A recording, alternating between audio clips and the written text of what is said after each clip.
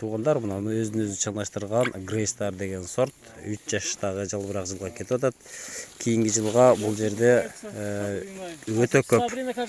Сабрина еще где-то Біз бір бұтақты максимум неделю здесь постоять. Көп болса 3 жыл қармайыз дейді. Грейстар уже где-то через 2-3 дня будет собираться. Но в этом году немного опоздало, где-то 10-15 дней. Мы опаздываем с сбором, потому что у нас всегда это еще... Қайсыл жерге барып Грейстарды көргөсөк, демек өте жақсы жиынтық алып баштап тұрдылар. Бұларда бұто формасы кішкене башқашарақ көріп отырсыздар. Бұл жерде жан бұтақты шығарып баштап тұрдылар. Мүмкін болушынша жан бұтақтардан алып запас қармайды дегендер. Мына бұл мөмө. Теруге дағы 2-3 күндік уақыты бар.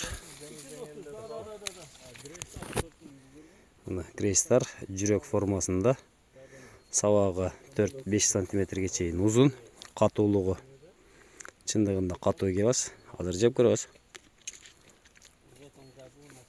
Мұнекі жабышып қалған емес. Bunun içi daha kızaratken buyursa. 32-34 kalibrga çeyin bir etken var.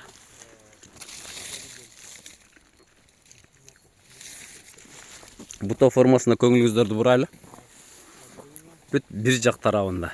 Bu жағында жоқ. Бүт бұл жағында. Нет, 4.